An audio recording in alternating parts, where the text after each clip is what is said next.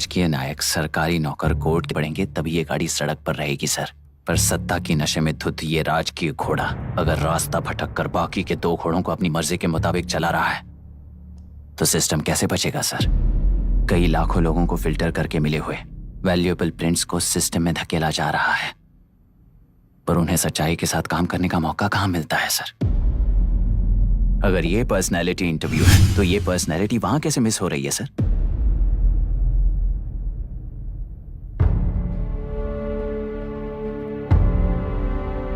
जिन्हें समाज में रहने का हक नहीं है वो गुंडे दिन दहाड़े मासूम बेकसूरों की जान ले रहे हैं, तो उन्हें कंट्रोल करने वाली व्यवस्था ही उन्हें पाल रही है।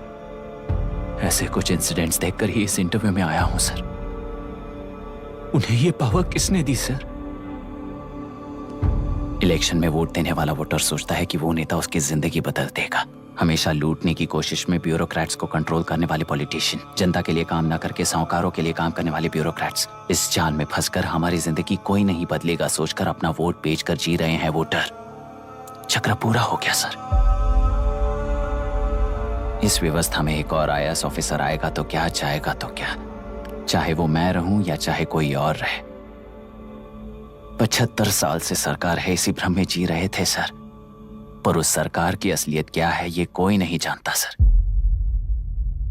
What's the point of this interview, sir, if not a pseudo-intellectual masturbation?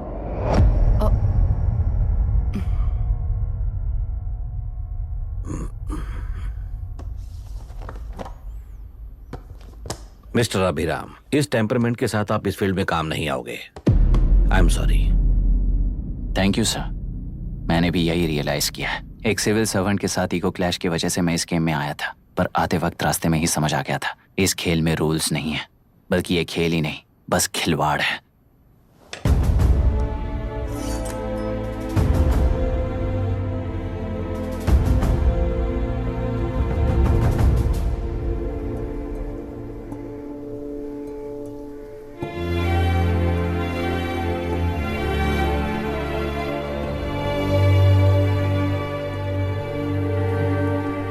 I am sorry चाचा जी।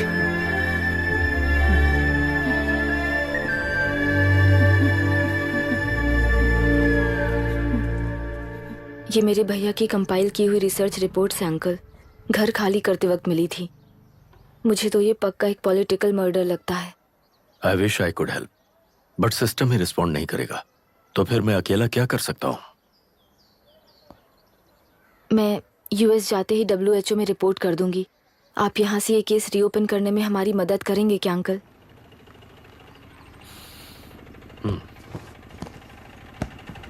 हे मामा जी घर पे आ गए।